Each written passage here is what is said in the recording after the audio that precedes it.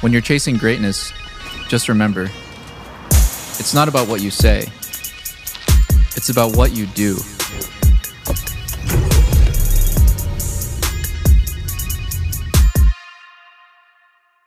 Alright guys, so this is going to be the LOL Podcast Season 2, Episode 23. This also concludes Season 2, as we will be starting, going with Season 3 next week, and we will be starting right now, actually. Okay, so, Casey had to obviously get in here a little bit more earlier, because he has to go to bed for work, and then James was like, hey, I want to be in both parts of the video, and I was like, okay, that's fine. So, Casey, how are you doing, my man? I'm doing well. Thank you for having me. It's a good experience. Alright, so just want to get a little bit of background into you. When did you start playing League, and what's the team you support, and how long have you been actually following, like, competitive League of Legends? Yeah, so originally I'm from a Hearthstone background. Oh, hell yeah! Let's yeah, go! So I was a Hearthstone guy for a while, and started following Team Liquid and Golden Glue. Oh, I feel bad for you, man. Oh no!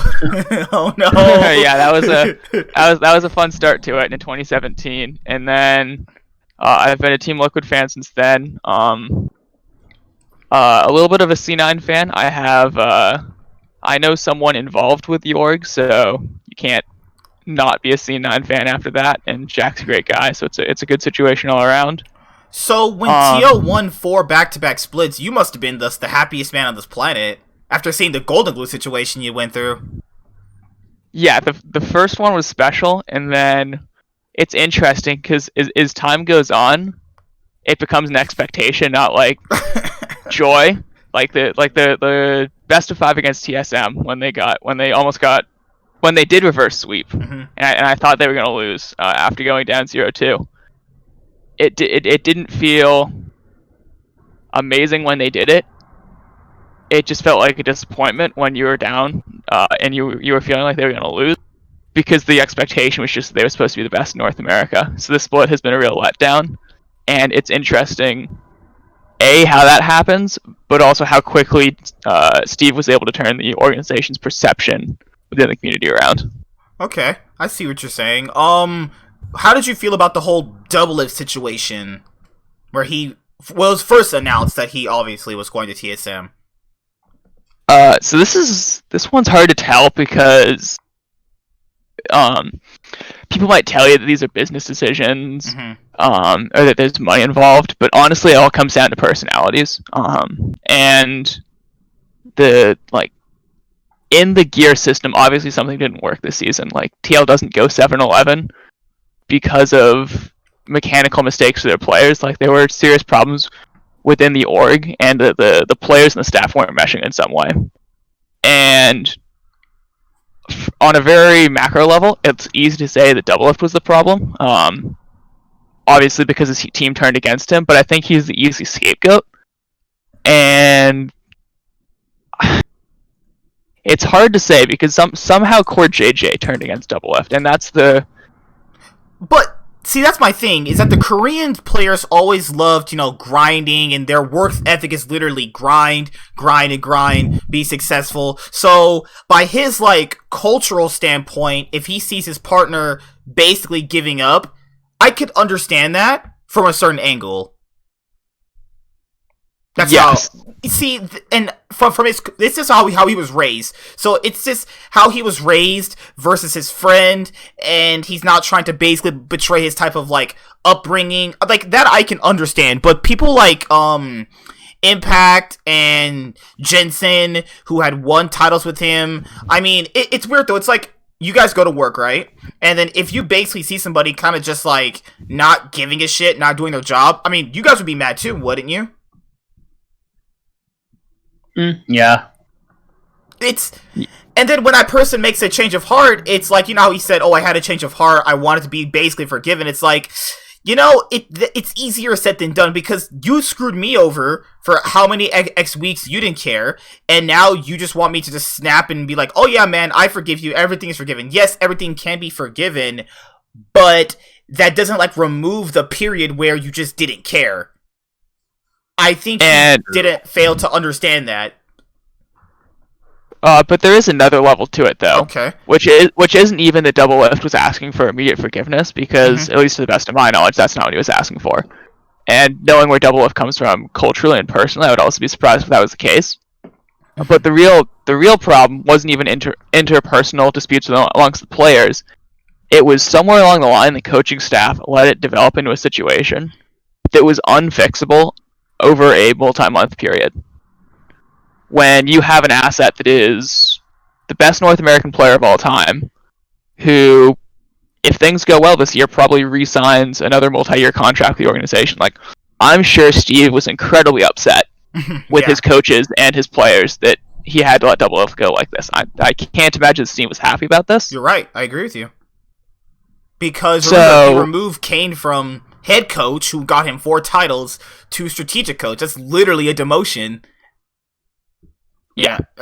Let's be honest. The only reason Kane kept his job after the split was because of the 4 previous championships, and I'm sure he is strategically great. But between the language barrier and not being able to manage his players this season was a serious letdown. And I think the unstated assumption with bringing in Jat, bringing in new assistant management, and putting Kane in a strategic position is that Dodo is either being pushed to the curb this split, or he doesn't have a place in TL after the end of the year. I think he's done. So, with all these TL changes, there's Jat coming in. How did you feel about Jat being announced for Team Liquid as a head coach? Like Steve said, I think it made a lot of sense within the context of coronavirus. Okay. Your coach probably needs to come from LA. Maybe you can hire within America, but certainly getting visas and getting people across borders right now is difficult to impossible. Jat's been clear about this. It's hard to tell just how good an analyst is, because they don't need to have their theories or assumptions tested in a competitive environment. That's true. But I think there's a good chance that Jat's personal experience within Riot Games and his ability to better mesh with the players, speaking English, is helpful. This is not to drag Kane through the mud, but I'm sure it was never easy that English was a problem and that he had to be translated for, and communication was just hard on Team Liquid, even when they were doing well. And I'm certain that when things start going badly, it becomes even harder to manage that situation. Now, Tactical, what do you think about him? Tactical is like Johnson, right? You wait a couple. Roughly, yeah. Probably about the same player, yeah. you wait a couple weeks, see what happens, and then, I mean, Team Liquid's goal is obviously to be one of the best in NA at least. I mean, Steve hasn't changed his standards, and I'm sure they want to do well internationally. And Tactical would have the greatest 9 weeks of his life, and when it comes down to best of fives, that's really where he's going to show where he's got. And I'm sure it's rough to be a new player on Team Liquid, but this team has historically, for the last couple of years, not been the place for rookies, and he's going to have to pull his weight, because Core JJ doesn't just get to drag him through landing phase and be his brain for him. And I think he has a good chance of doing well, because he's shown how well he is in solo queue. I think at one point he had 4 accounts in top 10, but competitive is a different environment, and we'll just have to see. James, what did you ever think about the whole TL changes, with Tactical now being their ADC and Jat being their head coach? I mean, they had to kind of hit like a... So, they've had like the whole like Double Lift situation like caused like strife like within the whole team in regards to like synergy, drama, all these problems. So they had to kind of like hit a hard reset, get rid of him, and then pick up somebody who already was showing merit and could actually fit into the role. Because really, they don't want... It's actually kind of like a win-win if you think about it, because I think TL at this point don't really want to play in the regard of like catering to Double Lift anymore. They want to play more of like the mid jungle 2v2, and they really just want an ADC that's gonna like just be stable. Basically, they don't give a fuck if he's like a star like carry or anything. So that's why I feel like with Tactical, they were like, okay, he's gonna be like at least like an average or two above average level AEC, he's going to do what we need him to do, which is just DPS and not die. And then we're going to be able to, like, you know, push our, like, previous agenda, which was trying to bring Bratza over to work with Jensen to create that. That's what I'm hoping to see this next split from them. At least that's what I gathered that they were trying to do this split with Broxah, but never made it happen. And I also believe that's the reason they got rid of Xmithie, was because they wanted to try to play that style after going to, you know, MSI and losing to IG, who were playing that style, and the rest of China that play that style. So I would assume that it's kind of good because, like I said, they don't have to be bot focused anymore. Yeah. And then it's good that Doublelift goes to TSM because he wants to be on a team where he feels more comfortable, and he doesn't have comfort on that team anymore. And on top of that, TSM need like more direction and more of like a shot caller on top of like the other like stuff that's going on. They're also going to need a lot more people now to take on the Flame after what's been going on these past couple of days. Holy crap. Also, what I thought about TL was that I think that the best time people really looked at TL and was like, oh yeah, TL's coming back this split, which was when Tactical came in, and they said that TL looked the best with Tactical out of those 2 games they played with him. And right. I mean, that's a good thing, though. That's a good thing. People looked at Tactical as a savior of TL for that, like week 7 or 6, that was it. And then obviously he lost the game to CLG and they put back in Doublelift. But if people are saying that Tactical obviously makes them look the best, then I'd say go for them, because with Doublelift, you specifically have to cater to his playstyle. Every single team is like that. Kind of like if it was Uzi in Doublelift's position. Like, teams that are Uzi focused are Uzi's team, and Doublelift's teams are basically Doublelift focused. So I think that if TL want to be more flexible, now you have this chance to be flexible. Now you can try a bunch of different styles that you couldn't have done with Doublelift, or you could have, but it obviously is going to be a power hierarchy with who gets to have the resources and who obviously gets to have the jungle pressure at 10 to 15 minutes in.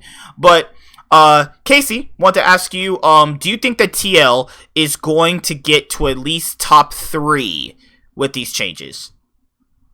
Yeah, 100%. Okay. I don't think that unless FlyQuest makes changes to their roster, specifically in the top lane, that they have a glaring weakness in topside, and Solo was a quick fix for the off season when that wasn't expected. But I can't imagine a team with Solo as a weakness being able to get to the heights that a well-rounded team would need to do. I think EG was a clear example of this problem, and you know, FlyQuest wasn't in a great position with a autofill top laner, if you will, after Viper didn't work out. But all they needed to do was better than EG's situation where they had Kumo. Oh my! And he's throwing all the shade today. Holy crud! Come on! You watched that best of 5. Yeah, I did. Oh, good lord, it's sad.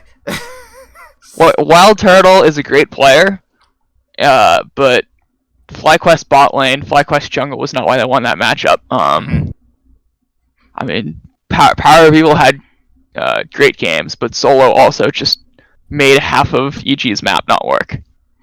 I think that with these changes, because TL still have good players all around, like Broxah's still pretty good, Jensen's still pretty good, CoreJJ, Impact, they had their, at first you could say like bad split, but this has been Impact's worst split since, I would say, NRG, when he was on that roster for that one split, then he went to C9, and then this has been, I mean this wasn't even a bad split from Broxah, really, because you really can't blame him. He wasn't even really here. He couldn't really develop synergy, because you kind of do that in the off season.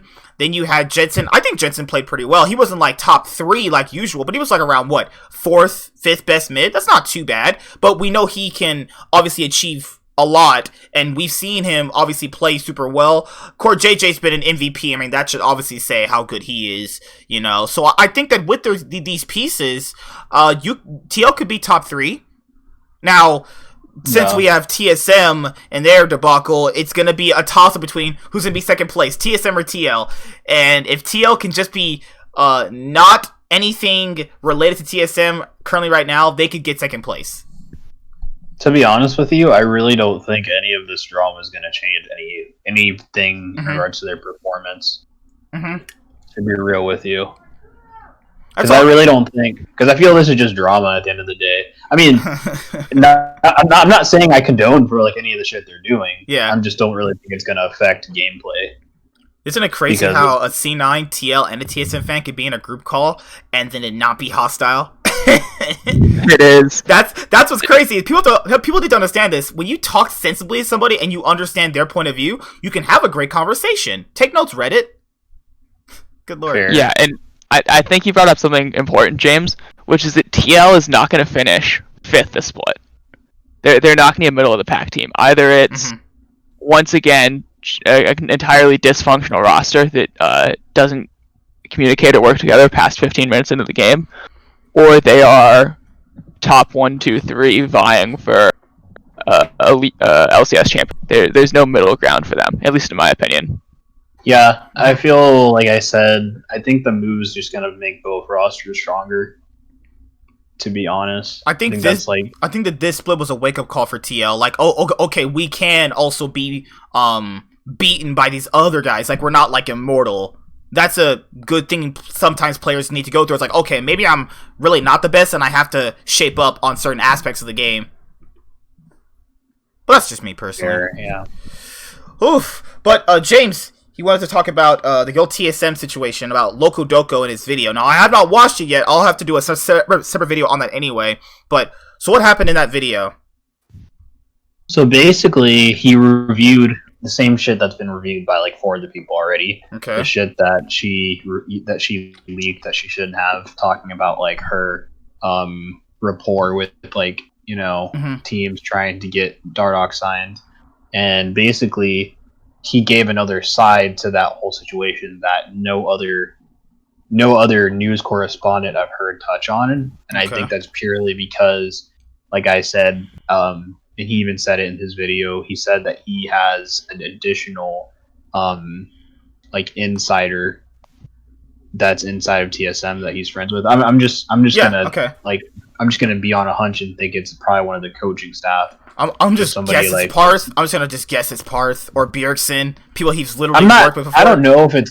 I wouldn't say it's a legitimate big name. I want to say it's probably just like a smaller person that no one knows. I mean, he's literally like best friends with Reginald too. So like even that's like up for debate too. But yeah, keep going. Yeah, but basically what happened was he said that because the thing is I remember when there was another video he did a while ago where he said something about like how people were assuming that Dardoch was like very well behaved the whole season and stuff like that. And he basically was saying in one of his videos that that's yet to be confirmed. Like he said that Dardoch never said anything, but no one said.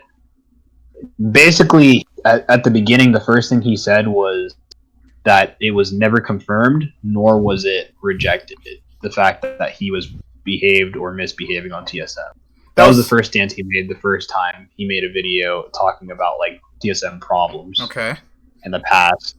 But just now, today, he reviewed everything that was leaked via the Lina debacle. But then he also put in another couple of sentences, and he said, I actually have an insider who told me since the beginning of the season that Dardoch has had numerous events where he's been toxic or has had blow ups with the team. Wow. And the TSM management basically were doing their hardest to kind of just try to maintain morale and not harp upon it and not try to put it in the limelight. And he was like, yeah, he was saying if you ever notice in TSM Legends and a lot of the content that they're producing as the season went on, they would put less and less screen time for Dardoch, and it was basically because they were trying to stabilize the shit that he was doing off camera and off screen, but at the same time trying to not keep. They didn't want to bring it public, basically. Yeah, they didn't want to keep any of that. They basically just wanted to keep everything under wraps, just try to make everything stable. Okay. Which is kind of crazy to me because that means basically the whole season where everybody's been put, or basically the whole season people have been put under the interpretation that he's been like a changed like person, and he's just been like, you know, like super stable and like a team player and all this shit, and like people were just like stop shitting on him for playing bad in playoffs because he was been a good person this whole season. But it turns out he's not been a good person this whole season. Like behind closed doors, he's been the same person. I want to assume it's probably just passive aggression and being like weird and shit. I want to say that's probably what it was. Yeah, to be fair, we are league players. We are passive aggressive, weird, and introverted. As a work around other introverted, passive aggressive, and weird people. Well, I just the reason I say that is because I don't really think he would ever do what he did on previous teams on TSM. I feel like that'd be really weird if he just like was like, Bjergsen, you sack of shit. Like I don't imagine him like saying any of that shit. Hey, I just think hey, Brookable, you got your eyes open? Yeah, I just think he probably was just like being like, oh, like we could have done this here, but you guys were doing blah blah or something like that. Because I remember there was one TSM like Legends episode where he did make a snarky remark, and I did hear it, and I was like, I at first was like, okay, but now it kind of thinking back, it kind of makes me like see into that a little bit. Like I think there was like one time where they were talking about like a game they lost in the post game, and Dardoch said like, oh well, if we only had a human draft or some shit like that. Fuck. And like, God, yeah, these people, Dardoch and Forgiven will never change. Holy crap, Forgiven and Dardoch. Oh my god. I remember hearing that on like one of the TSM Legend like videos like earlier in the season. I think it was like one of the first games they lost or something. I think it was like during that time frame where they were winning a lot of games and losing a lot of games, like back and forth. How like they were saying how they were uneven because you remember people were saying like, oh, like they win games but then they lose games. But one of those games that they lost, apparently in the post match, that's something that he said like while they were like reviewing the results. So yeah, basically it's just kind of crazy because that just means like the entire season they've been battling with these issues of trying to get him to be a part of the team and not like tilt. But he's been tilting like low key this whole time, and they've been trying to like salvage it and just keep it under wraps, but all the same time like trying to like maintain. So, but it kind of makes sense if you think about it, because if you ever look at their gameplay, like he never developed synergy or anything with anybody on the team. He only threw ganks top lane. He only threw ganks top lane, and just like randomly he'll throw a gank bot, like just fucking. And it kind of makes sense. Like his performance in like the playoffs where he was just kind of like AFK doing shit like for no reason. It just seemed like he was just like trying to play his own game, or he was like maybe tilted and didn't give a fuck. He would like randomly Jarvan flag and drag Cataclysm one target that was not even able to be killed at that moment. I swear I saw this dude like flag and drag a tank and then he got killed and his whole team just lost a fight. I was like, what? So yeah, I think it kind of makes sense if you think about it. Like, if you align the dots, like, I think it makes a lot of sense. But I just think it's crazy because he's the only person who's made these types of remarks that's been reviewing this like situation. But this is the crazy thing. I feel like that's a lot. This is the crazy thing is that the public perception of him right now, as we're currently doing this podcast, is his career is screwed. Obviously, Lena just made him look like someone who is not going to get I'm not condoning what she did. Like, I'm saying that's fucked up. But I'm just giving like some context to like some additional stuff that I'm pretty sure a lot of people don't know about. I didn't know about it until today. Yeah. I just think that we were under the impression that just because nothing came out about him, he was a good old boy. But then I realized the same thing happens with Forgiven. When Forgiven posted the LEC standings and Schalke were in last place and he flipped them over and he said, Schalke doesn't win. Schalke doesn't beat anybody. I was like, oh no, it's coming out again. Holy crap. Oh no, Forgiven. Oh no. Lord, man. Dardoch. Yeah, and even Loco, like in his video, he like posted all these clips of all the analysts saying like, you know, Dardoch's really turned it around. Dardoch's been a team player this whole season. We were fooled. He's been a good old boy. He's been saying like all this shit that pretty much everybody else was like thinking like, oh, you know, he's completely turned around. He hasn't done one thing all season. But it's just that he's been toxic behind closed doors, and I would assume it's probably passive aggression. And the team has been trying to, I guess, like ignore it or like play around it. But that's the thing. See, that's my thing is that if he wasn't really... See, it's never going to be revealed what he said because they don't want to go through what they did last year. Because that was just like... I mean, this is bad, but it's not as bad as last year was horrible. What I'm saying is, like, I feel like that is why a lot of the issues happened. And that's kind of... It kind of speaks volumes to, like, the players on the team. because if they didn't have those players, they probably would have like been really really bad this year, like You think really this? really bad. Do you think But this just because- situation is? Oh, sorry. I was just gonna say, like, due to the fact that they had that roster, they were actually able to like play through it and like do Mhm. okay. Go ahead, Casey. I was just gonna ask you. You think this situation with Dardoch is currently better than the Greg Acadian situation last year? It's Nah, super hard. It's kind of like the it's same. no, because last year was really bad though. If I remember last year, it was like everyone was just like, you just threw in a. So- I don't know. It's hard to say. They threw in a So random the juggler thing in is- quarterfinals. Remember? The Yeah, thing is, though, is the Greg Acadian drama was a similar situation. Basically, there was shit happening behind closed doors no one knew about, and it was causing internal team strife. Mhm. That's the same thing that's going on right now with the Dardoch situation. It's just we're just now finding out about it. Same thing happened with the Greg Acadian thing. Basically, what was going on was fucking, I don't remember who it was, or not Greg Acadian, fucking Sven Acadian. I don't remember who it was specifically, but either Sven or Acadian was talking to a girl. Mhm. One of them was getting involved with the other person's girl, and they started beefing about it, and it started causing internal strife within the team, and it started causing synergy issues and like trust issues and all this shit. And then by that So, time, they already settled on Acadian because at Rift Rivals, Greg looked like he was playing with his hands cut off. I don't even know. Like, Yeah, Ziggs didn't So- want to do a 6-man roster. Good lord, TSM is, Right. oh, dude, how do you, like, man, I love you, man, but how do you support TSM? Like, how do you do it still after all these days? I mean, it's not really. Honestly, I didn't really worry about like the beef. The only all this time, the beef has just been like the players. But now with like the shit with like I'm actually kind of upset about the Lena thing. Like I actually, as a TSM promoter and like a fan of the org, like I actually feel like she should be fired. But Or at least that's just stepping my down, own like You know? No, because perspective. people don't understand, like, you guys, Casey, have you watched, like, professional sports or anything? Like, like stuff like that? Yeah, it's Yeah, because in it's professional unclear sports... just how bad this is, Yeah. but there could be lawsuits coming out of this. In professional sports, they have those rules where if you were leak, like say if I played on one of your guys' dad's teams, and then he leaks to somebody that I'm gonna get kicked off a team. In the NBA, NFL, NHL, or baseball, the NBL, you get fined for that. That's slander, right? If do I have the correct term for that? It's No, it's not slander, but you It's defamation do of get character? into not defamation. You get into potential issues of lost wages and Ooh. violating NDAs. Mhm. They're basically like messing with this like proprietary. It's kind of like YouTube with like content and Okay. like shit like that. But Like, don't they're you have messing to? with, like, his But don't you? proprietary. Don't you have to prove loss of wages? You have to prove that, right?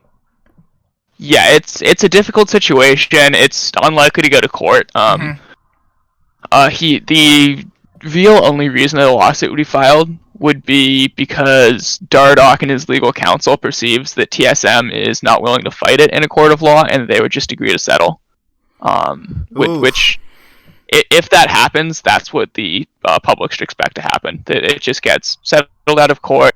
TSM pays him a sum of money to make the situation go away. Which may very well happen because there's a good chance his career's over at this point. You know, And it's You're right. unclear to the degree that he caused it himself, Mhm. but Lena put the grave in the ground and in a really unacceptable manner. And this situation, at least in my opinion, Mhm. has damaged the reputation of TSM and will affect them for years. EU is not going to forget what happened to Kabe, and the Lena Double situation was bad on its own, and it wasn't handled well by Reggie. Yeah, But when something like this happens, and then Lenovo gets dragged into the mix, it is a Ooh.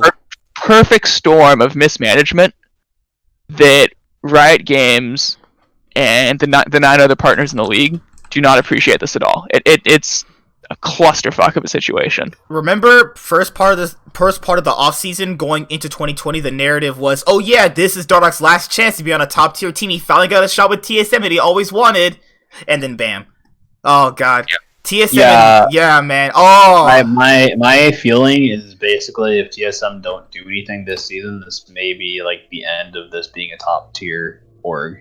not gonna lie. But there's I can play devil's advocate to that because players sometimes they don't care about the whole political aspect of what a team is going through. Sometimes. Oh, that's what I'm saying. Like, Yeah. that's why I said previously. I'm pretty sure this isn't gonna affect their performance. But what I'm saying is they've taken a huge gamble, basically doing all these things. Like they've taken a huge gamble getting double F because it caused this residual domino effect of this shit occurring. And then if they get double lift and they don't return to top 2 at a minimum, it's going to be pretty much a huge fail because they've, for one, they got rid of Kabe. They this guy sorry, I didn't catch your name. Casey. Yeah, Casey. Yeah. Oh, hey, yeah, you too. Did we restarted? Oh no! I'm just doing this right now, super quick with Casey because he had to go to bed soon. I'll be starting at the usual time. What was that? Oh, okay. I'll Thank you. out then. Thank you. I appreciate you starting early for me. That's all good, bro. And I love recording content. Dude, I've great. recorded 7 videos in a day, man. It's nothing. Feel free to edit me out. But anyways, yeah, just continue. Let me just. All I was saying was harkening back to his response. EU is watching what they did with Kabe. They brought over a top tier ADC. Because Kabe's always been top 5 ADC in Europe always. So they're seeing how. Imagine if Broxah got brought over and they did what they did with TSM. Where they just said, oh, we're going to try out for 1 season. It didn't work. Sayonara. We're just going to get rid of you because we were able to acquire fucking Blabber or something. See, this is the weird thing is that they've screwed themselves with EU talent, man. Kabe in that whole situation, you know how all they made it look like Kabe had some situation with his girlfriend, and he went on stream and he said, no, that's not even what happened. It's Kabe was loyal to Splice since 2016 all the way to 2019. So I'm supposed to believe this player who was dedicated toward this relatively middle of the pack kind of gatekeepers team in EU for almost 4 years would just be okay, once put on TSM, I'm done. Screw these people. How am I supposed to believe that though? That just sounds suspect. Oh, people were saying that was what he said. Yeah, that he wanted to leave the org. Yeah, because he said on stream, no, I didn't want to leave. I wanted to stay on TSM. Yeah, it was the whole narrative of it's girlfriend, and My point I'm making is that it just doesn't paint a good look for future acquisitions. I'm pretty sure now European talent are going to be less inclined to make the move over to join this org because of this. They're going to say, oh, you got rid of fucking Kabe, who was a pretty good ADC, for next to nothing just because you wanted to pick up double lift. Who's to say I come over and replace your jungle position and I don't perform in the first year, you're just gonna get rid of me too. They're gonna have that type of look, just like my dad. Whenever they try to make deals with TSM, and then not only that, it's also to do with the whole conflict of interest and all these types of things. So basically, there's only 2 ways this can go down. Either TSM start the season, they fucking go turbo and just take over the league and actually challenge C9 and do well against C9, win or at least take them to 5 games in playoffs like they did against TL 2 years ago, or they crash and burn, and that's when shit's gonna be pretty much the fucking rock bottom for TSM, because not only have they been performing badly, but now they're making their org and infrastructure look like shit.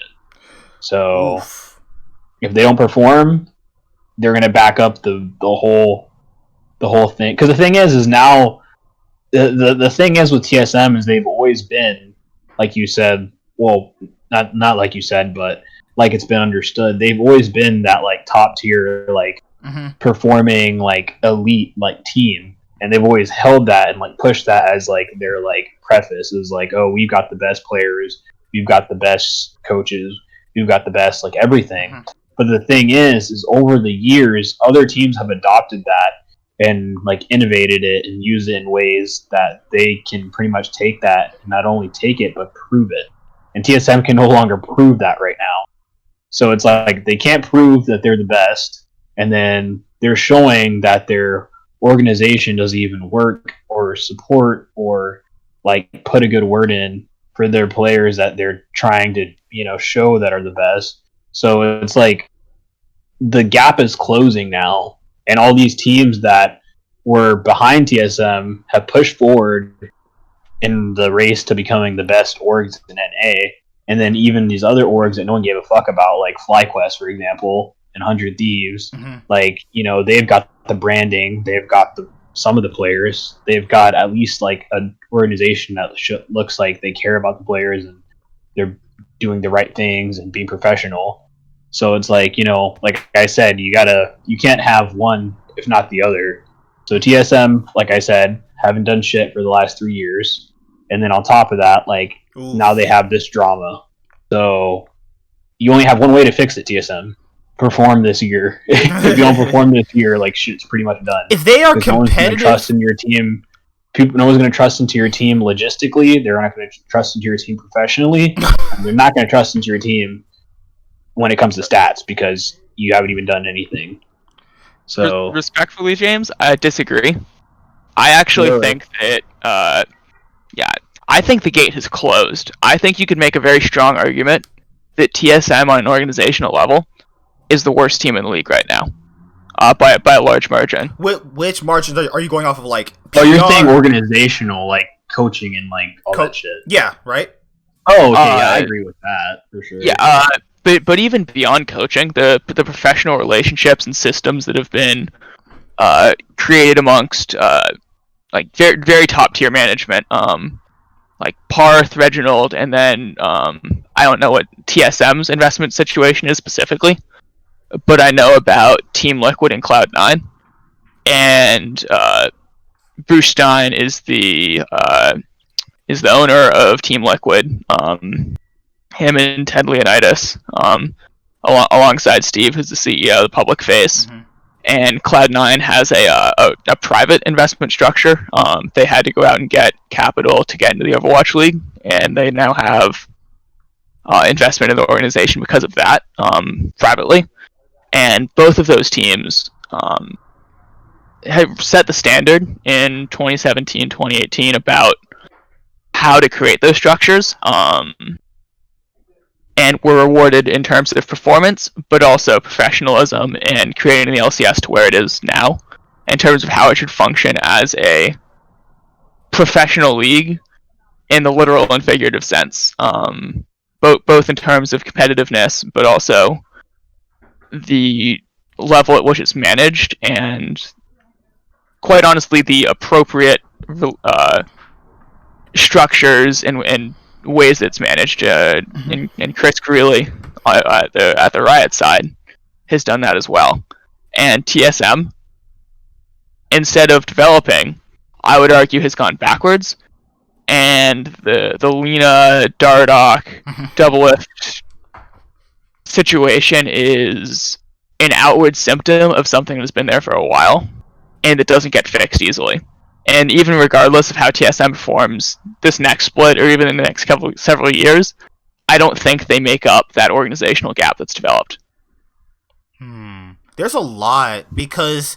Yeah, I agree with that. Yeah, because there's a lot, because, like, it took G2, and I love G2 just as much as I love C9, it took G2 literal, like, years to change their public image from, like, villains of EU, going on vacation for MSIs, and then never performing at Worlds, to performing at Worlds, to winning international title, to getting to World Finals, and I think for TSM...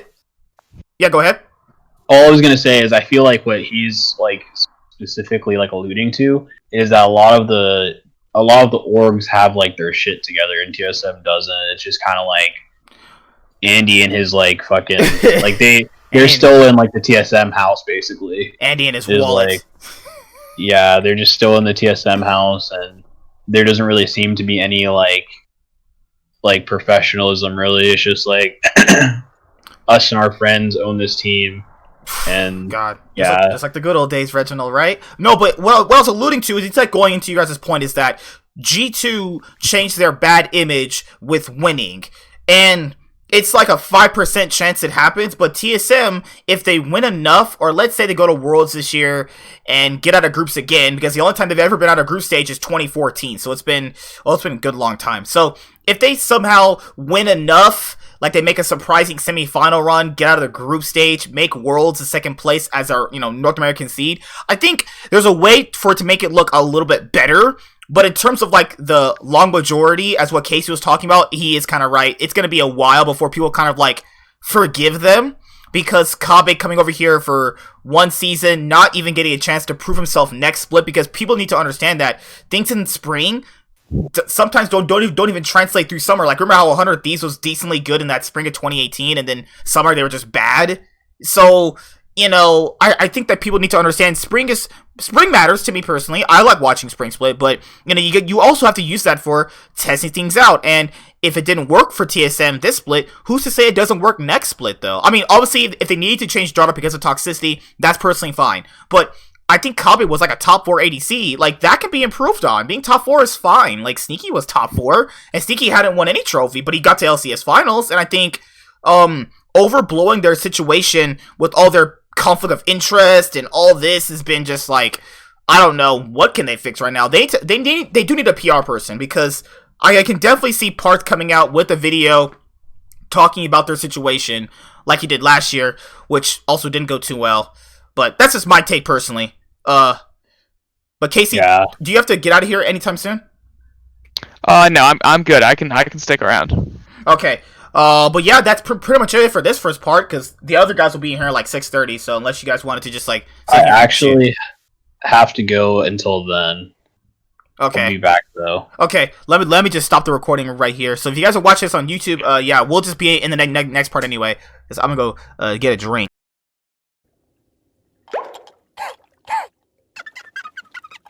So my eyes are correct.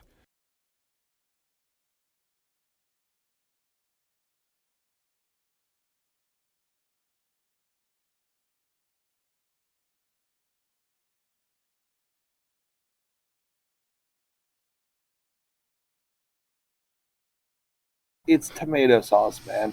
Raviolis have tomato sauce, meat in a pastry, and it's great. Pastry. It's fantastic. Chef Boyardee. What were the commercials about that guy? Chef Boyardee on TV. It doesn't matter. All right, so guys, basically this week is boiling down to TSM drama. Neuro is a prediction god. She called it, and she said that it was going to be a problem. Literally, it took a week, and yeah. How did you predict that? You're a prediction god at this point. I don't know how I necessarily. I guess I just kind of. I mean, a premonition came to me. No, I mean, it's just. It was bound to happen. I mean, esports is relatively new, and a lot of the people in it are younger. I mean, even if they're in their late 20s, early 30s, they're still younger than, say, like in traditional sports, we have people that have been owners for 30, 40 years. There's a lot of stuff that's still really new about this, and I think when you have two people who live together, one who is the CEO of a team, the other one who is their player, it is just things like that are bound to happen, especially in quarantine. It's not like she can just go to the office and have these conversations. She's going to be working from home. And so it's just natural that this kind of thing would happen, but it's still not professional. And no matter how you slice it, the optics are absolutely awful. Mm-hmm. That's right. So that's like what I was alluding to. Okay. I mean, you were able to predict it actually happening, but that's the truth of it. It's a very young sport. So we can't expect them when you've got little rage babies getting upset because they lose a few CS or they die a few times and they start getting pissed off and racially slurring people and getting banned. You know, that's the type of people we're talking about. They're young. The esports scene is still quite young, and the business model. So it's going to happen. Do we want to talk about what she should do, or is that topic over with? Yeah, let's go over that one. Oh yeah, Ravioli, get your take first, and then we'll go there. All right. Oh, it's per take on basically this current TSM situation with Lena. Yeah. So yeah, it's bad. it's not as bad as it was when he was on TL, because that was even worse. I don't know why people are talking about how that was so much worse than it is now, because at least it's part of the same organization now. Mm-hmm. Back when he was on TL, he was literally getting information from a rival organization about their inner workings and what was going on. Oof. Yeah. That's way worse than. Wow, I really don't like Dardoch. Can we please get rid of that fucker? And we're telling him how it's going. Obviously, still not a thing they should really be talking about, but at least he's not, getting helpful information for his team because his girlfriend works for TSM. Well, if he ever got any information, it certainly didn't work for Team Liquid, did it? No, Team Liquid had their own problems, which brings up the point is, if they were talking no, I'm just making a little joke. It's pretty funny. Yeah, but here's the thing. If they were talking about, if him and Leah were talking about getting Wolf back on TSM at the beginning of the split, that brings into question, wait, did Doublelift literally sandbag his entire season to try to get back to TSM? I don't think he would do that. Oh, but the thing is, the question is asked. That's how bad it is. You could actually make that. You could say that's a good question, but we just know from post-war depression, when they lost in Worlds, that everybody in Team Liquid are just a bunch of emos straight afterwards. If it wasn't for Worlds, that would be a serious question.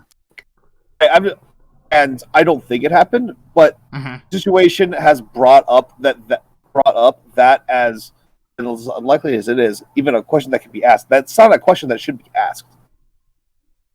No, I think there's a lot of questions that need to be asked.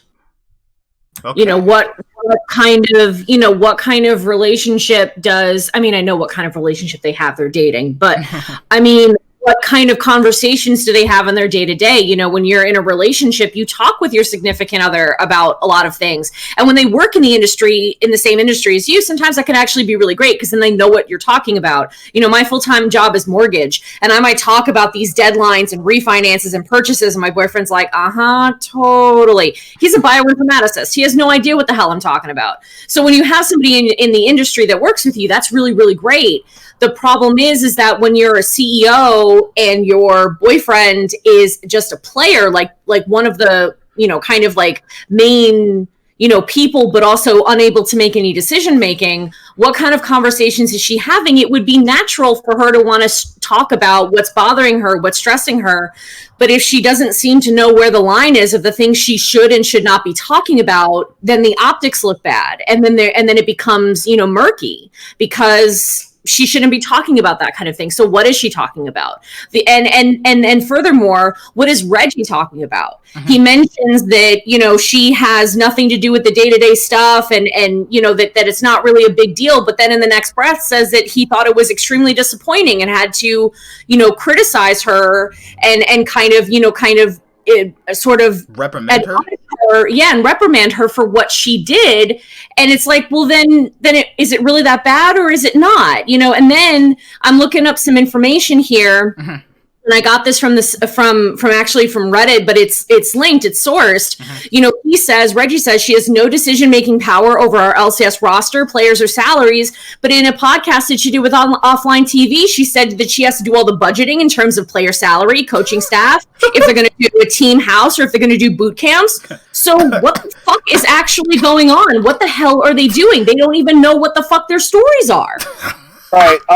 They're not going to be straight with us. That's just to accept. Either here's the thing, as a resolution to this, there's a couple of options. Either A, you get fined every time something like this comes out, or B, Leah is just not allowed to be involved in the acquisition of players and trading and all that stuff. She's just completely shut out from TSM League of Legends operations until such a time that either A, she's not dating Doublelift anymore, or B, she's not B, she's not with the team anymore. It's just there's the only things you can do. I'm not sure as if you're Riot what you do about the situation, because I don't think the CBA even addresses things like this, which is the fault of the Players Association and Riot Games itself. Otego, what do you think?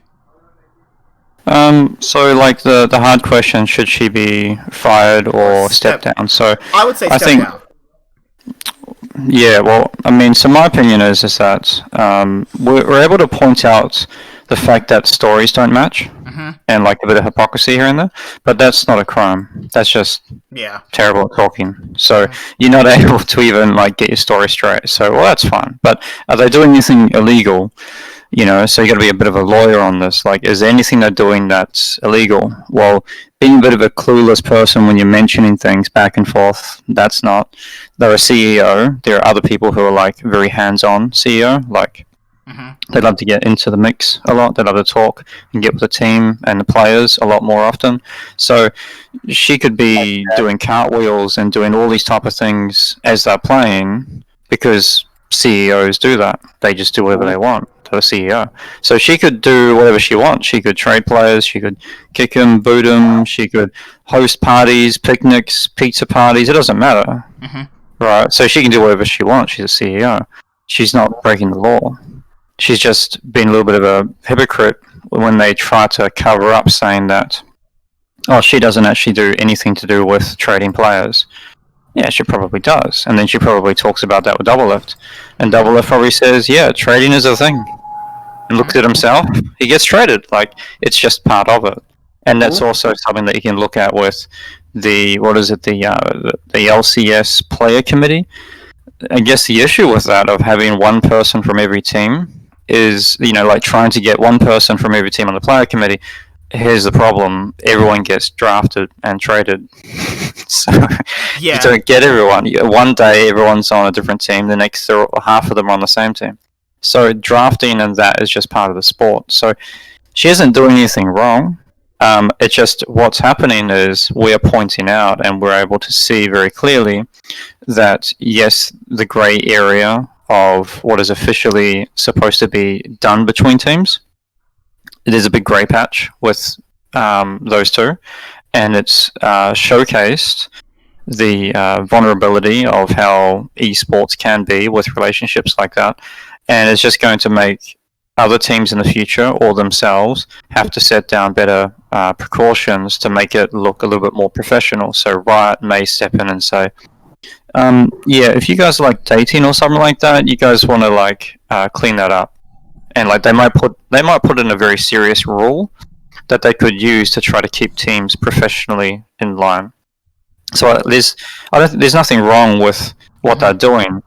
They're just like, if they want to clean it up and make the sport a little more professional, Riot will have to enlist a very serious rule, and then that rule would have to be seriously examined if someone is breaking those rules, if they want to sort of clean up the act. But a lot of stuff we're talking about is we're talking a lot about. We're pointing out the fact that there's a bit of hypocrisy or double standards. We're able to see through the bullshit, basically. But none of that's illegal. That's true. It's just, you look like an idiot when you say, I thought the mic was open, or the comms or whatever. It's like, you pick a better excuse than that. Come on. Or just be honest and say, yeah, we talk about players, but we don't name names. I mean, who cares? You know that you're going to be talking and relaxing together. Like, if it was me, I would be professional, and I'll just say, to my significant other, I've got a problem on the team. There's a person that we need to trade, but we can't find him at the team.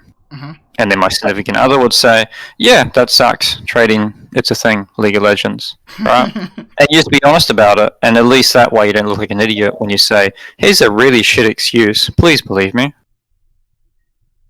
Right. That was, because when she came out and she has the whole meme of it being like, oh, hey, no one is hurting worse than me. I'm paraphrasing that, but, that was definitely something you don't say. Like, and then people got mad at me in my video where I pointed out, where I was making fun of it too. It's like, no, she's not playing the victim. Oh my god. Did you not even read what she said? Literally, a person who says they're sorry says, I'm sorry. That's it. I was wrong. Can you forgive me? Just, blatantly things like that. That's owning it, saying, yeah, I fucked up. It's like if I went to Ravioli right now, and then we got into a fist fight, and then I posted it on Facebook, and I was like, "Hey, man, I'm really sorry about what I did. I'm genuinely sorry. Hope you can forgive me. Things happen, but I was in the wrong." Now let me spin it her way. Her way was, "Hey, Ravioli, I'm sorry we got into a fight. I don't really feel bad about what I did, but basically I got caught." That's yeah. The other thing too is that from a PR standpoint, that is the worst thing you do. The thing is that if you listen to it without headphones, like if you just had speakers, it was really hard to hear what happened. You actually had to put in headphones to actually kind of hear it. The thing is, she could have used some sort of plausible deniability. That's not what I said. That's not what happened. I mean, it's not necessarily good. You want to be able to tell the truth, and you don't want those lies to come out and bite you in the ass. But from a PR standpoint, she essentially just admitted that she does this on a frequent basis, and that all she's going to do is just apologize when it gets caught, because that was her thing. Her whole thing was like, I did not mean to do this on a live stream, like while it was being streamed. Oh, so you're free to just talk about shit that you probably shouldn't be talking about in front of your player boyfriend? Like, there's a thought process there that I just think is the wrong thought process to have. She's focusing on the wrong thing. She's focusing on, I got caught, this was caught on stream, not, I probably shouldn't have these types of conversations in front of someone who shouldn't be privy to that information. And should we even, I don't know, his career's already is the final nail in the coffin, but he make an argument here that she irreparably damaged Dardoch's career? No. Because here's the thing. It's one thing for teams in private to be talking about Dardoch and how shitty he is, but to put it out for the entire league community to hear is something different. To be fair, it's been public since the entire split started.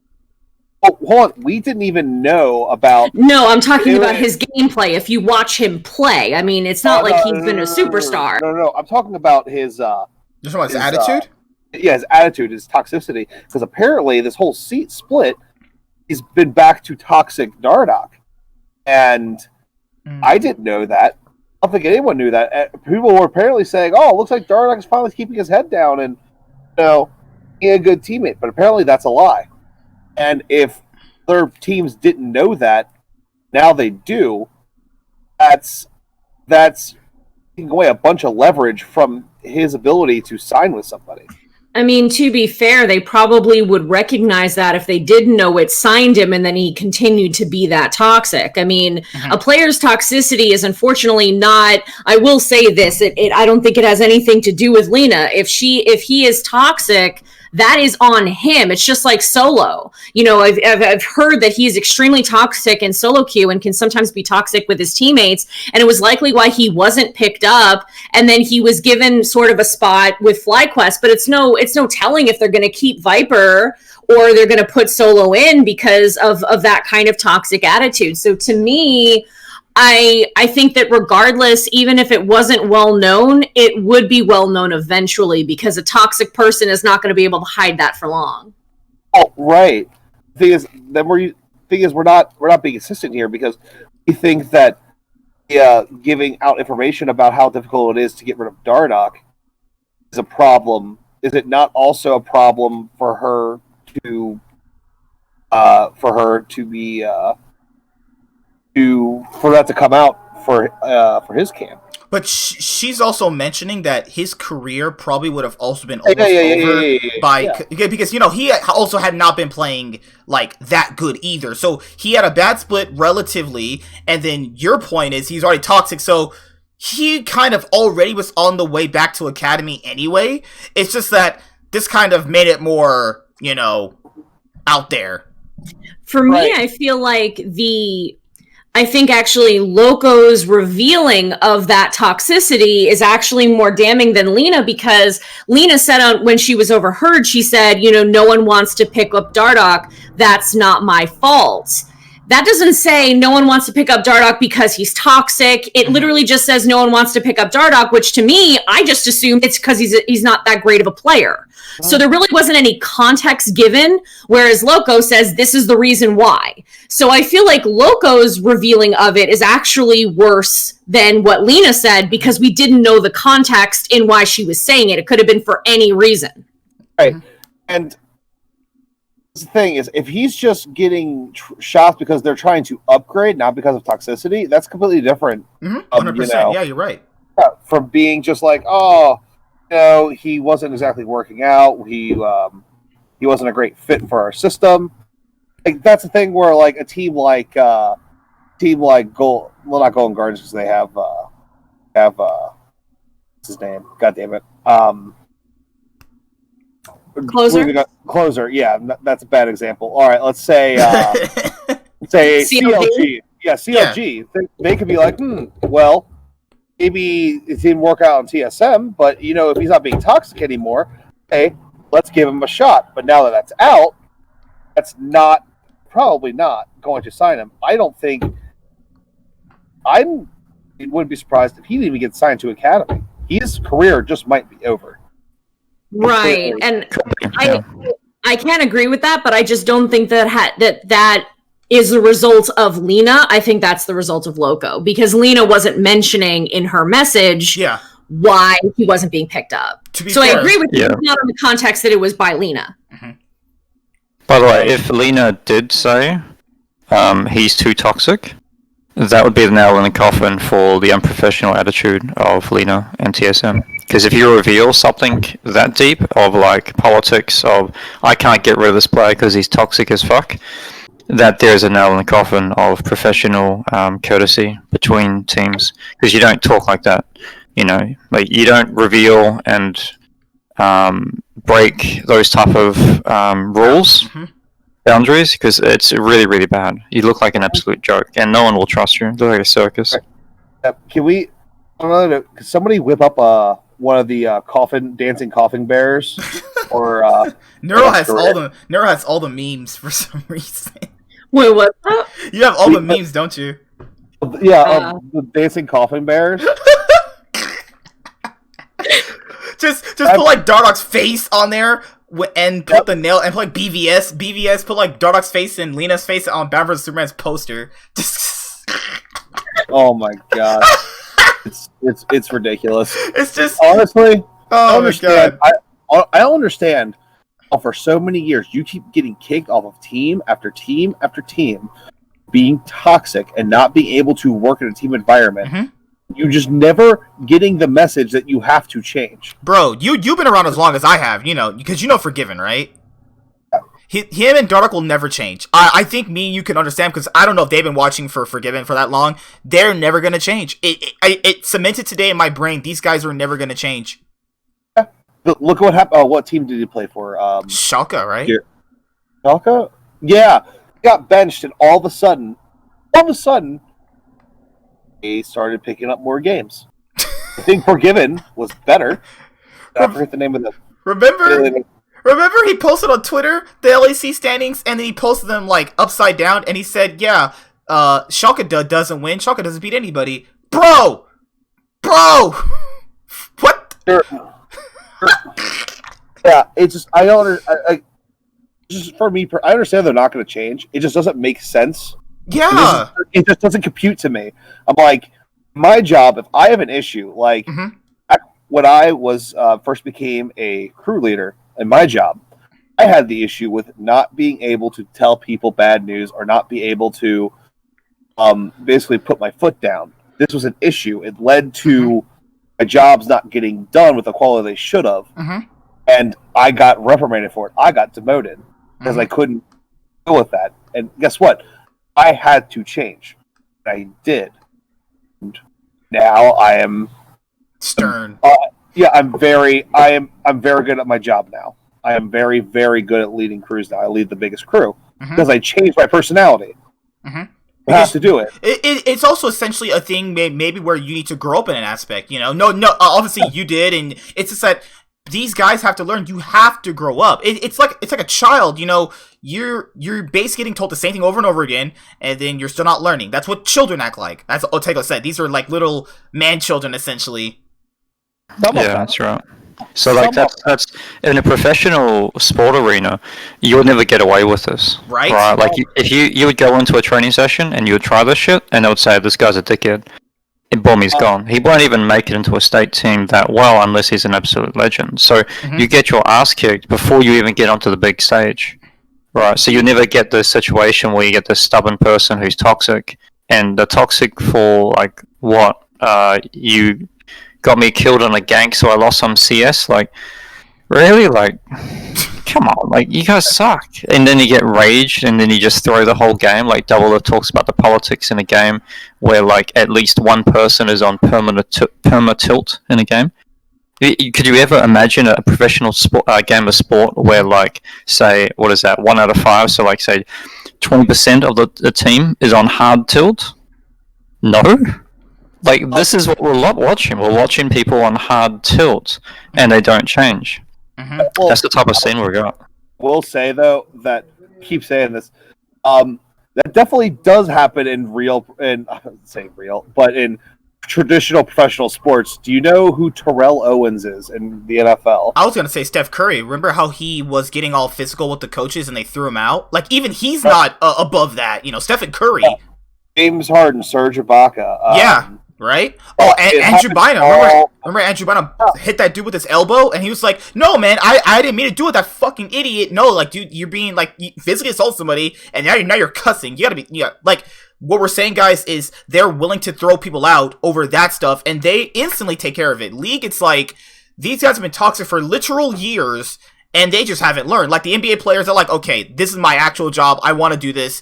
I'm done with this." You don't hear about this stuff anymore from those guys. They did it one time, it's over. These guys, it's a consistent thing. Over how Dog's been playing since what, 2016 spring? No, 2016. Yeah, 2016 spring. Forgiven's been playing since 2015. No, sorry. Well, he was on Copenhagen Wolves and SK Gaming, so relatively 2015 era. Guys, it's 2020, and these guys are still getting kicked off teams because they're toxic. Yeah. And then if the point, you need to grow up. Like we said, some of these people are children. Like, they're just immature. They're just giving the rest of the people who aren't immature a bad name. Like, we brought up, say, people like Licorice. Well, people like, I don't think Stixay has ever had issues. A Wild Turtle. Yeah. A Hanser. There are plenty of professional people just in the LCS. Problem is that people like Dardoch just give this impression that this is what esports players are like because they play video games. No, they're just as capable of being mature in professional individuals. It's just a bad apple ruins the bunch, as they say. So I'll just say this last thing before I go, but if you were to take the events in a real sport and then compare them into a esport, what if you took the drama and the toxicity of esport players and converted that to a sport scene? So when people behave like toxic and they're, say, like manipulative or narcissistic behind the scenes, take that into a real sport field and it's something like elbowing someone in the face. Or getting a yellow card or a red card, right? So if you take the toxic from League of Legends and then you convert that to a real sport, that results in fines. You get benched because you get red carded, or you get kicked off a team or suspended, right? What happens in esports? They just, bunch of girls, they just stay quiet, stay toxic, there's no consequence. So the toxicity stays there. When in a real sport, you get consequences, and it's around the open. Right, so the difference between the two is that one has consequences and the other ones are a bunch of girls at a high school talking behind each other's back and making a toxic environment. So when you got toxic people, you just want to like have a double lift approach, or which is my approach as well, and just get up in their face and just fucking yell at them for a bit and just get it out of your system and get it out. And then just go back to the game and play at your best. You don't want people to hide this toxicity. You don't want them to be like storing it, like stressing out and building all this stuff. You just want to get it out of the system. But in esports, they don't really do that, and that's another immature aspect of esports where they need to deal with that. Like, if I was in charge, and seriously, if I was in charge of Team Liquid, and it was true that 1 or 2 players was on hard tilt in scrims, I'd pick that guy up and throw him out and put in a sub. There's no fucking way I would ever let a team play with some person on tilt, period. Yeah, because in traditional sports, you do that. It destroys everything. There's no way that's tolerated. So if they want to up their professional standard, you're on tilt, you're out. Go take a smoke, go chill, I don't give a shit, but you come back and you stop being on tilt because you can't have that stuff. And if you don't get that stuff sorted, you breed a toxic team, a toxic environment, and then you get this crap that you watch. Mm-hmm. So those are my final thoughts. No, that was well said. It's just that in traditional sports, they have more subs, and then obviously they can throw more people in. But League of Legends, they have subs. It's just that a whole baby bitch thing you brought up. Is that no, they get all bitchy about, oh my god, I don't want to play with a sub. I want to be the full starter. Well, if you're on permanent tilt, then you're screwing over the team. That's just how it works. That's what a sub is for. That's there. right. But you're right, Billy. You gotta go ahead. Yeah, I'll head out. Thanks, guys. Take it easy. Love you, man. Yep. I'd like to point out, here's the thing: the toxic player only gets benched in traditional sports if they're not good. Like, look at Kobe Bryant and Michael Jordan. Mm-hmm. They berated their teammates to an extreme degree. And guess what? They were the man. They were the best of their generation. So guess what? Does it matter that they were creating hostile environments? They're so good that those organizations just let them go. This isn't a thing that's necessarily confined to esports. This is what I'm trying to get across here, mm-hmm. is that every sport has these issues. Oh no, I was just using NBA as an example, obviously. No. Yeah, and I agree. Like, even going on with Double Lift, like making influencing the CEO to make moves. Look at LeBron James. LeBron James, when he was with the Cavaliers, oh yeah, he hired coaches. he made trades, signed people. Like, here's the thing. Traditional sports are not as above this as we want to pretend. Oh, Lord, yeah. God, LeBron James, holy crap. Good Lord, man. I remember all this. I remember, yeah. He did that. And LeBron James is also just as toxic. Like, he not only will he berate you and he talks to you in game and in practice, he'll just kick you off the team. Player will kick you off the team. Fuck. God, Neuro, at your job, so let's just say I'm gonna give you a situation, and you had to be in a point where you had to do like the harsh thing where you're basically, have you ever been in a point where I'm trying to ask is, you had to confront an employee because they were doing something you didn't like, and you probably felt like I had to obviously tell them something other because it's bothering me, roughly. As a supervisor or as a equal? What happened? Ravioli? Yes, I am a supervisor and a crew leader. So okay. I had an issue one time where I cut grass for large living communities and condo communities. There was a time where I was at a very big housing community next to a golf course. It's very nice, done a certain way.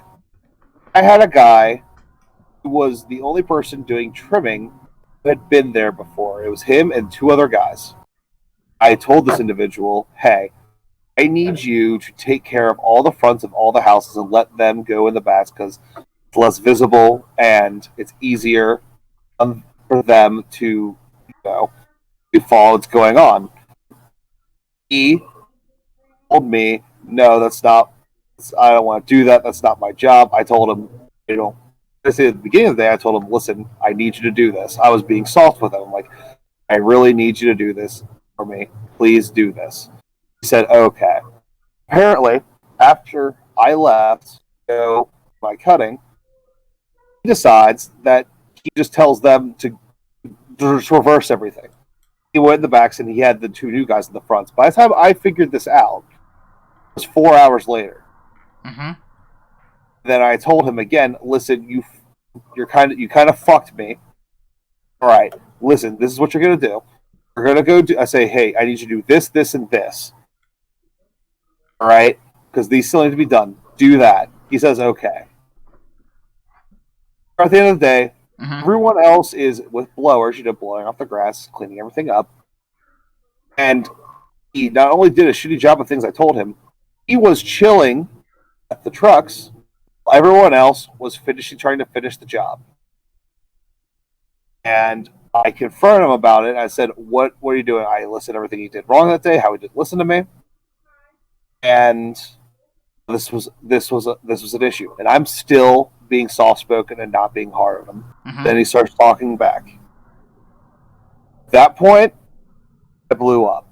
I told him, doing a shit job. This is unacceptable. I was screaming at him in the middle of this housing community at 8 o'clock at night. Holy crap. He cost me 2 hours because of what he did. And I'm dropping F-bombs, saying, you are the most worthless person on this property, and those guys have been working for a week and a half. Who are never going to work on my job site ever again. Holy moly. I told the manager this. He asked me, you think he should be fired? I said, you know what? I was the number one supervisor. I took care of all the most expensive shit, the most important things, the most important contracts, everything. I'm like, listen, if he's not going to listen to me with this, and he's going to deliberately disobey my orders at this place, because yeah, he works for the company, but when he's on my property and on my crew, he works for me. If he's willing to ignore me, yes, he needs to be fired. Certain points, you need to just cut the shit and do what has to be done. That's hold on. You're cutting out a little bit here and there. I need to talk higher. I turned up my sensitivity to cut out the background noise. Yes. Yeah, you need to change. You need to be heavy-handed. Every single sport. Neural, have you ever been through something like that where employees were being basically like disrespectful and not wanting to listen, or are you in a position of power where you've been through a similar situation? Always. Okay, you have an example, or you want to review, talk about that kind of thing? It's okay if you don't. Well, I mean, I guess it's one of those situations where, someone isn't doing the thing that they need to be doing. You ask them to take care of it, and then they decide that they don't want to listen to it for whatever reason. I have situations I'm dealing with right now in my current industry that I don't really want to get into. However, I'm not even a team lead at that point. I'm essentially de facto team lead, but my teammates don't want to listen to me because they are words I shouldn't say on this podcast. But I would like to mention one final thing before I go, because I have been running on limited sleep, is that a lot of the comments from like the internet, like either Twitter or Reddit, what have you, I think most of the comments have been focused on the situation at hand, which is that Lena should not be talking about these types of things in front of Doublelift. There's a conflict of interest, yada, yada, yada. The things that are really, really terrible, and the things that I think that the community needs to stop doing, is commenting that she only got her position by sleeping her way to the top, that she only is doing this now because she's fucking Doublelift, things like that. I think that kind of sexist bullshit has to freaking end. I am in the esports industry as a female. I play video games and have been doing it since I was like 2 years old. I enjoy esports. I enjoy writing for esports. I enjoy interviewing people in esports. And I am a female. I have boobs, and that's cool. It is really ridiculous that a lot of these, these neckbeards in these freaking chats act like the only way that a woman can actually make it anywhere in anything is if they sleep their way to that point. And I think that is actually ridiculous. She made a mistake. I don't agree with it. I don't think that she should be talking about these things in front of Doublelift, and I think that her professional life needs to be separate from her personal life. I do believe that she should be probably removed from anything league related.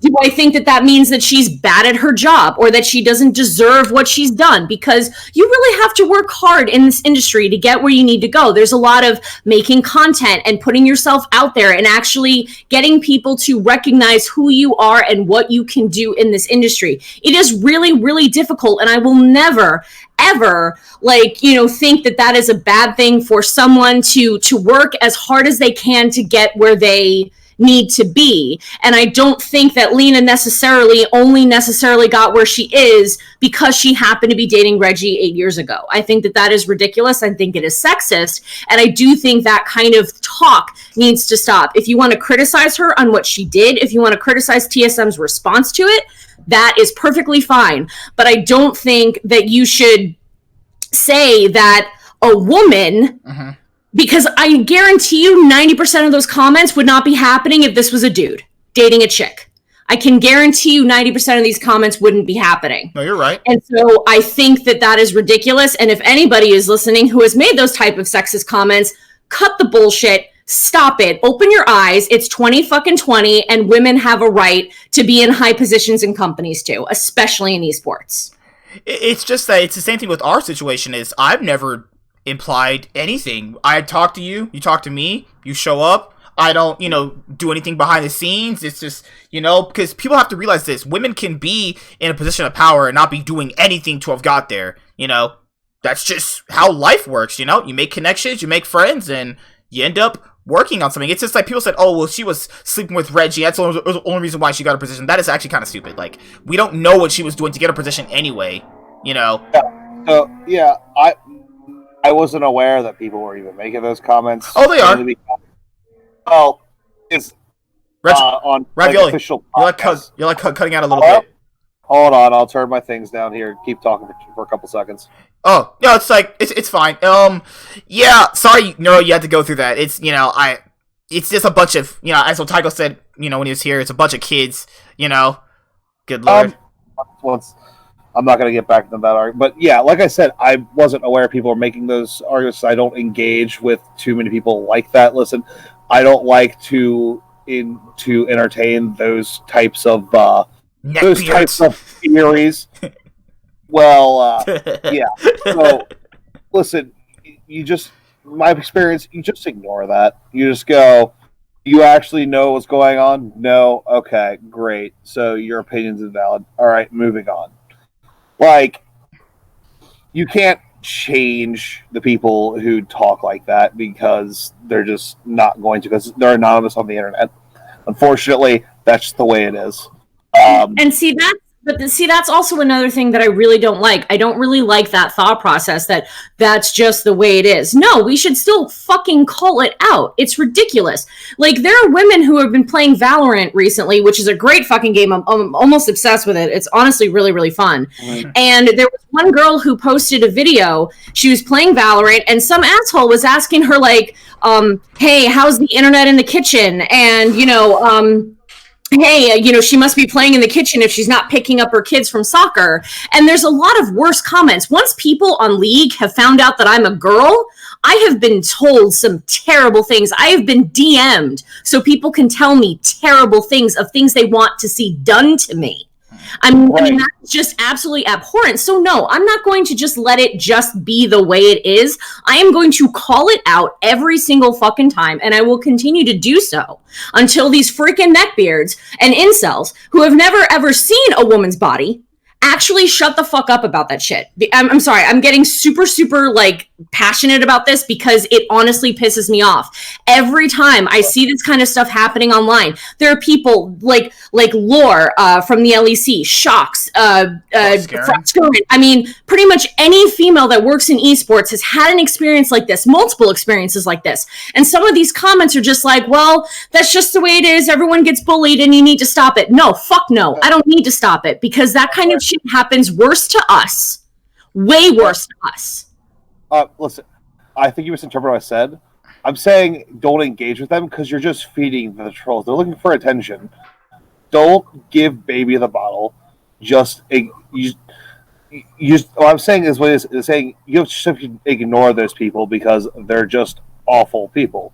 And I'm still saying I'm going to call it out. I want it to be seen. If they're going to have the balls to say something like that to me or any other female, then I'm going to call it out, and then they can actually be known in public as the type of people that say something like that. I can't just ignore it. I'm not going to engage with them, but I'm going to let everybody know that that's the kind of person they are. Oh, that's fine. That's fine. You're totally your right to engage with it like that. I'm just saying the way I simply deal with opinions like that is just I don't consider them valid opinions. But it's not opinions, though. It's abuse. When men are actually telling us that we should be in the kitchen or that we should just go suck a dick or that we sucked a dick to get where we are, that is the kind of thing that it's not just immature comments to be ignored. That is actually abuse. That is not okay. And we don't need to have that kind of shit in our community. I would like, just in the same way that we want these people to be professional, we also need them to be mature and not act like women are just the type of people that deserve to be in the kitchen, that deserve to be barefoot and pregnant, and that can't have decent jobs in this thing, and also can't play video games. Mm-hmm. You know, that's why I don't talk in comms in Valorant unless I'm with a group of friends, because the second they hear I'm a female, the comments begin. And that's ridiculous. That's not okay. And I will call it out. And I don't think that it's just, oh, that's just somebody's opinion. No, that is somebody being abusive. That is not an opinion. That's not okay. I didn't mean it like, I meant that's their thoughts are not valid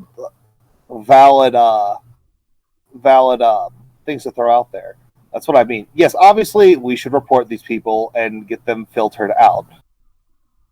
I'm just saying, say you're a podcast. If we had a chat over here, right? Mm-hmm. And people were saying those things, I would just ban them and then not give them any attention, because that's what they're looking for. They're looking for attention. They're trolls. Because to be fair, I'm pretty sure that person. It's the oldest rule in the internet. Just don't feed the trolls. That's what drives them to be this awful and to say these awful things. Because that person on Valorant that's doing it to you, I can guarantee you right now 100% they'll never say it to your face. Like, no. You know, that's the thing, is that it's much more easier behind a screen to say something than it is to be in front of a person's face and say that. Now, obviously, you guys can literally look through chat logs as I'm scrolling. We've never done anything to her.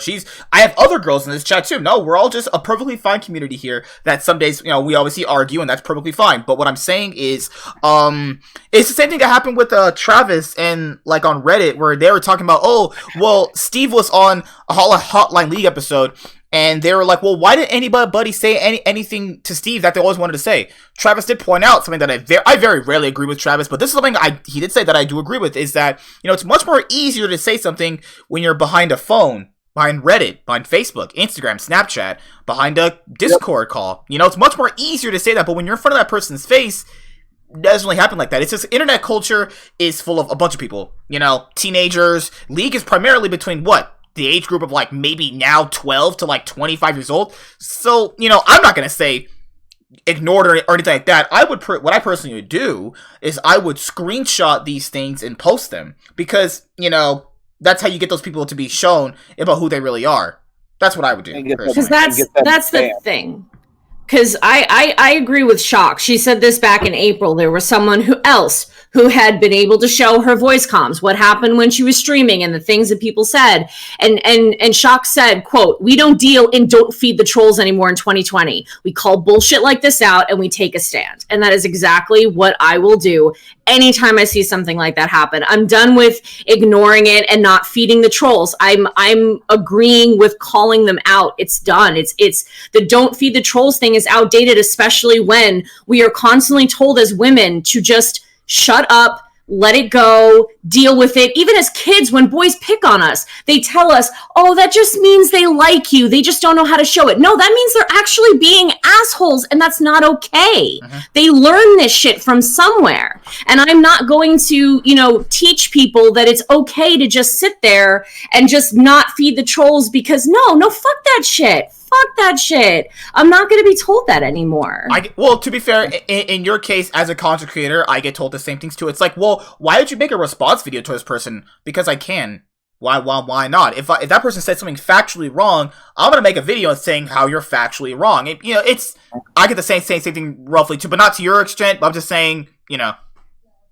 I was about to say, like, I'm saying you can deal with this in any way you wish. That is your prerogative.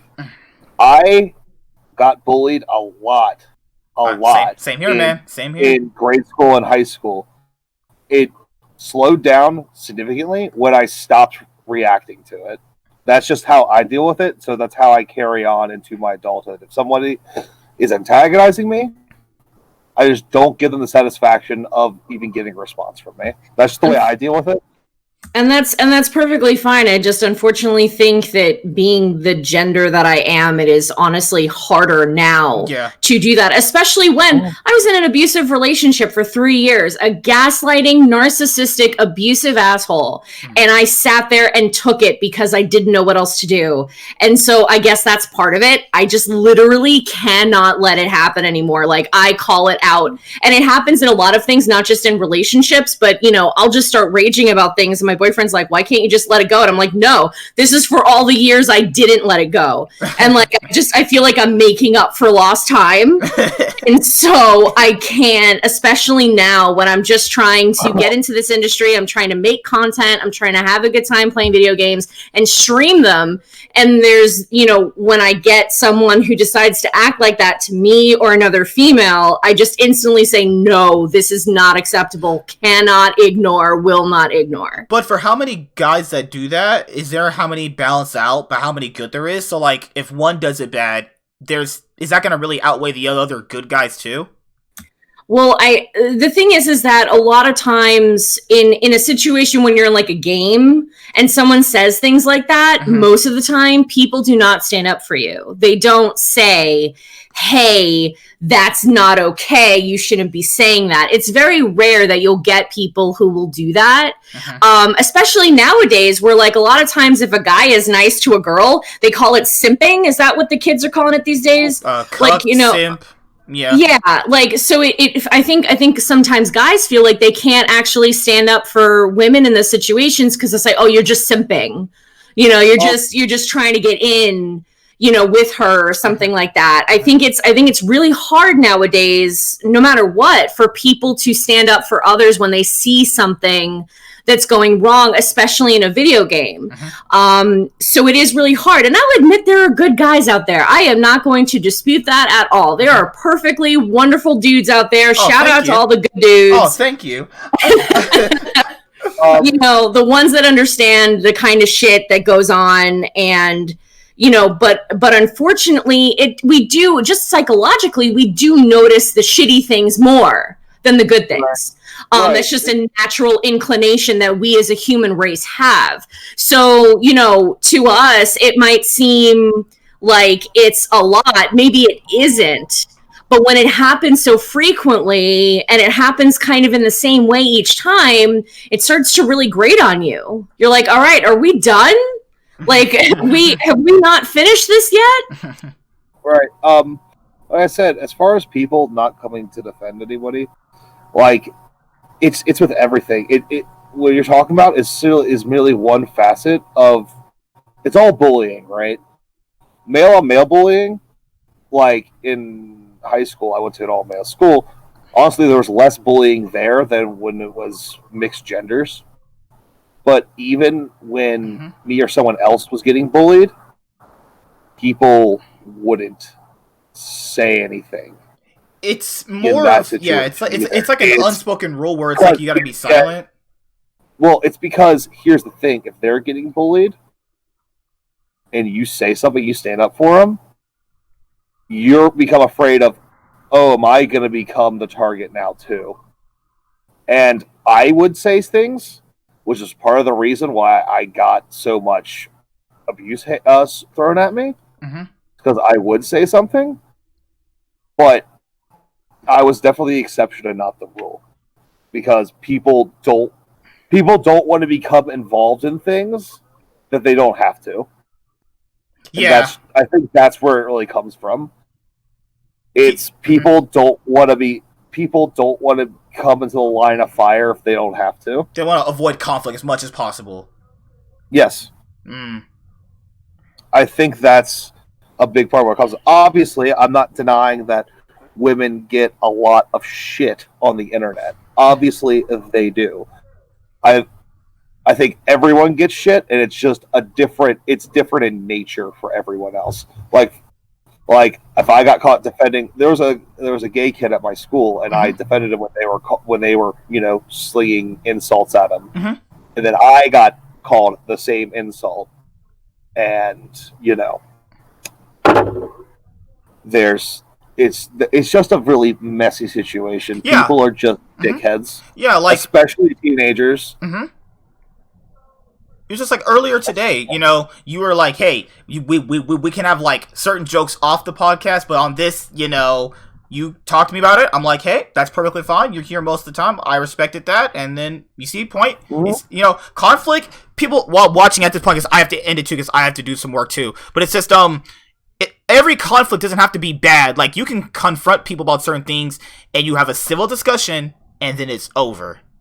Oh, are we gonna do the what have you watched recently? I definitely have a show. You got about 5 minutes. Have you guys watched anything? Animes, movies, TV shows? I just finished Demon Slayer, and I need more in my veins. I need more. Well, I've seen some Demon Slayer. Like it? It was good. I liked it, but it wasn't nearly as good as people led me to believe it was gonna be. I mean, it's a very pretty shonen, in my opinion. It's very well animated, and the fights are good, but I don't think it's super groundbreaking. But you know what is really unique and really, really good? Beastars. Beastars is fucking incredible.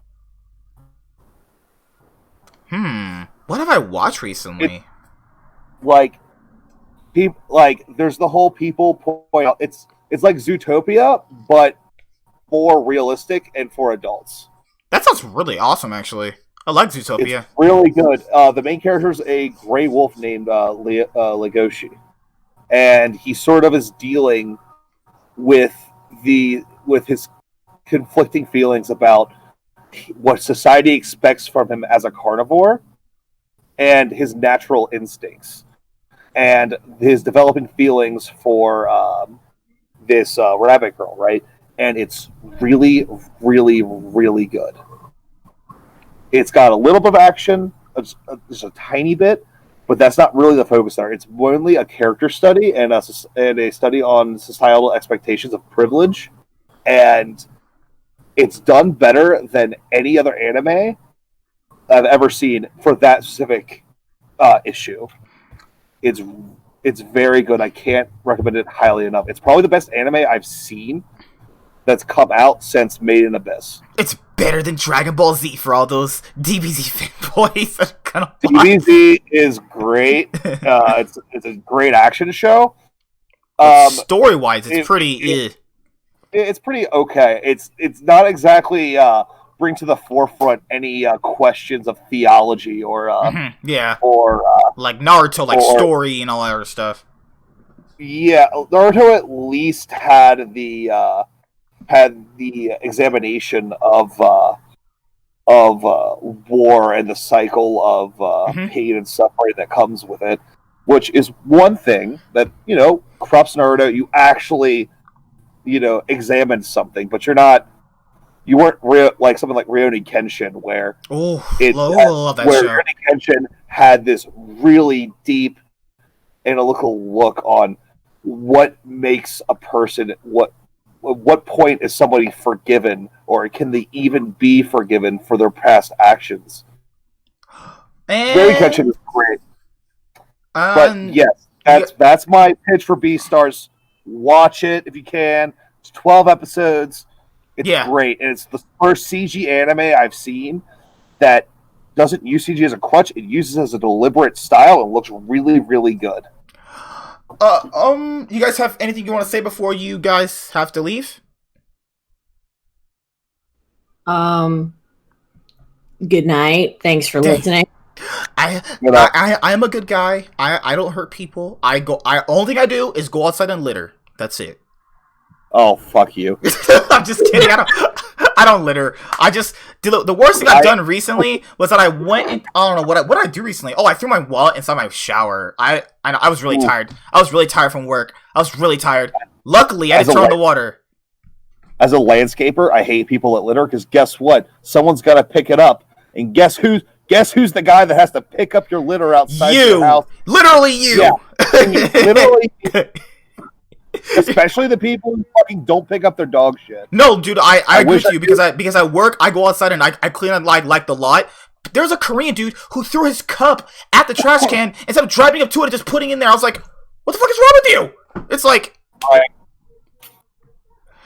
but yeah, no, this has been great. So, also, Neuro brought out the big, giant 100% facts about the female situation that goes on in esports, but getting that from the content creator standpoint, if I showed you guys those TSM comments I got, oh my god. And it's not even that I want to use the word simping. These guys are actually simps. You know, it's like my mind was blown by what the hell I just heard about what these guys are actually typing. Real quick, before we leave this, I'm leaving! I'm just kidding. When I was on Hotline League a few weeks ago, and I was talking about how I didn't think that there was a lot of that the EU was better with content, like random content than the LCS, and I was talking about the 2016, like I mentioned that the 2016 TSM reunion thing was kind of cool on the when they did the in-houses, but that EU is just better about that. This guy just kept commenting in chat. It was like, I am never listening to this girl's content. I am never watching her because she can't even say that the TSM thing was really, really great. And I'm like, dude, I fucking said it was nice. What are you talking about? No. And just like every 5 minutes, I am never going to look at this girl's content. She is terrible. And I'm like, all right, dude, bye. Yeah, it's like freaking those TSM fanatics. You gotta get on the ground and worship the walking on or something. Like, fuck that shit. God. Fuck TSM. Oh, shit. I don't even care. Fucking at me, bro. Alright, so before we leave, since we're gonna get all the fuck yous out, you guys have any fuck yous you want to say before we leave? Oh. Damn, I gotta make a list. I'll be back in like 3 weeks. Make a list, checking it twice. Fuck TSM. Fuck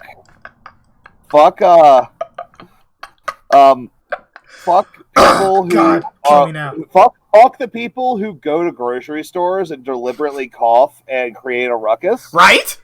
And oh lord. And fuck copyright ID on YouTube. That's all I gotta say. Fuck Grace Randolph. She spreads lies. She's actually just stupid. That's not her being a girl. She's just actually just stupid. She's just dumb. And then also fuck cancel culture because that's just horrible. Oh yeah, and fuck TSM because you guys are horrible human beings. And you didn't think you were not fooling me this split. You throw a random jungler in quarterfinals last year. His career is over. Oh, and now Kabe's career was almost over. You people have proven to me you are actually just a bunch of idiots. So yeah, fuck you guys forever. But I love you guys TSM fans who are also in the pockets every now and again. You guys are awesome. But yeah, fuck TSM. They can burn in the deepest parts of hell, and I wouldn't care, honestly. Yep. And no, it'll be like fuck all those sexist guys, right? That's you should. Yeah, fuck sexist dudes. Fuck anti-vaxxers. And fuck people that aren't taking this freaking coronavirus seriously and deciding that they're just gonna go to work, go to school, do whatever they want, and not give a shit and get other people fucking sick because they don't actually care. Fuck these protesters who are going out there and then fucking getting coronavirus because they're not standing 6 feet away from each other, but they got their guns. I don't think the gun is gonna protect you from the fucking coronavirus. What are you gonna do? Shoot it? All right. Enough bullets. We say, all right, fuck incels. And fuck SJWs. Also, fuck Reddit. Fuck Reddit. Can we... fuck Reddit. Reddit is trash. Fuck Reddit. Reddit's a... Actually, Lord, hold crap. Fuck everybody in Congress. Ravioli! What's wrong with you? Fuck Democrats. Fuck Republicans. But I like my stimulus checks. Actually, no. Keep stimulus checks, please. How about they just don't take a third of my paycheck every fucking 2 weeks? How about that? So yeah, but this has been great, guys. taking a third of my paycheck to go Fuck bomb kids. murder hornets. Yeah. What did I inspire into you two? What did I do?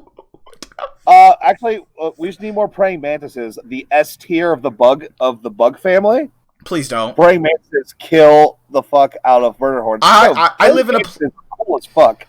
I just don't want hornets, dude, because I live in the desert, and you know, wasp and hornets. That's not a. I would not like to be stung to death. That's not a cool death. Get yourself some praying mantises, because they will murder the fuck out of some hornets, bro. Oof. Well, this has been great. We actually had a really good later half with us kind of just going ham. But yeah, fuck TSN, fuck Reddit, and that's it, guys. See you guys later. Have a good day.